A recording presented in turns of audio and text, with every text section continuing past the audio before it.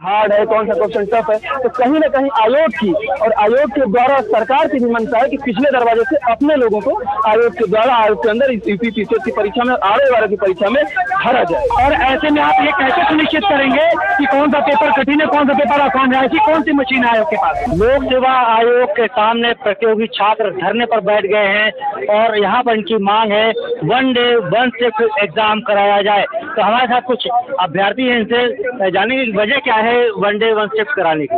देखिए, वजह केवल यही है 1 डे 1 शिफ्ट में कराने के 1 डे 1 शिफ्ट में केवल इसलिए कि ये 2 दिन में और 2 दिन में परीक्षा करा रहे हैं, 3 शिफ्ट में परीक्षा करा रहे हैं। तो कहीं ना कहीं इसमें छात्रों में आक्रोश है कि ये 3 शिफ्ट में परीक्षा कराएंगे। आप ये बताइए कि 3 शिफ्ट में 3 पेपर आएंगे, तो 3 पेपर में क्या है आपने क्राइटेरिया रखा कि कौन सा क्वेश्चन इजी है, कौन सा क्वेश्चन हार्ड है, कौन सा क्वेश्चन टफ है। तो कहीं ना कहीं आयोग की और आयोग के द्वारा सरकार की भी मंशा है कि पिछले दरवाजे से अपने लोगों को आयोग के द्वारा आयोग के अंदर यूपीपीसीएस की परीक्षा में आने वाले की परीक्षा में भरा जाए। नुकसान क्या है?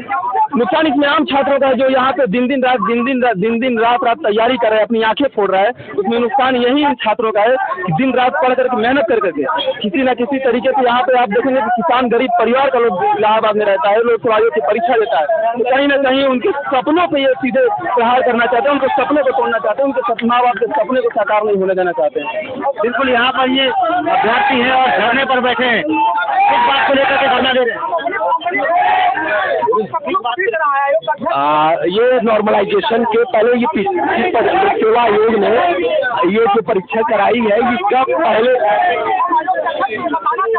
बोले हम अरे पहले साल में ये पहले महीने से करने वाले थे, लेकिन उसके बाद ये पोस्टपोन हुई 27 अक्टूबर से। उसके बाद किन्हीं कारणों से पोस्टपोन हुई 7 या 8 दिसंबर को। अभी एक हफ्ते पहले ये जानकारी हुई कि इसमें परीक्षा में बदलाव हुआ है, जिसमें नॉर्मलाइजेशन होगा। 2 शिफ्टों में पेपर होगा, 2 दिनों में पेपर होगा, जो कि सरासर गलत है, क्योंकि हमको प्री इन्फॉर्म नहीं हुआ था और हमको कोई जानकारी नहीं थी। इसमें नुकसान क्या होगा? अरे नुकसान जब जानकारी नहीं है, अभी एक हफ्ते पहले ये सिलेबस चेंज कर दे और कहते हैं आप इसके माध्यम से ऊपर में कहाँ से देंगे हम लोग।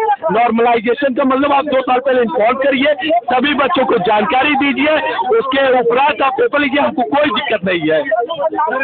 नॉर्मलाइजेशन का सबसे बड़ा नुकसान ये है कि जो अभ्यर्थी अपने कर्म पर विश्वास करके परीक्षा की तैयारी कर रहे हैं, उनको उनके भाग्य पर छोड़ दिया जा रहा है। आप नॉर्मलाइजेशन में इन्होंने 2 रूल, आयोग ने जो नियम लिख करके दिया है, आयोग ने जो फार्मूला लिख करके दिया है जो कि परसेंटाइल का है, वहीं पर भेदभाव हो रहा है कि अगर आप कोई भी एग्जाम 2 या 2 से ज़्यादा शिफ्ट में करा रहे हैं और अगर उसके 2 या 2 से ज़्यादा प्रश्न पत्र बन रहे हैं तो वहीं पर नॉर्मलाइजेशन की जरूरत पड़ती है। और ऐसे में आप ये कैसे सुनिश्चित करेंगे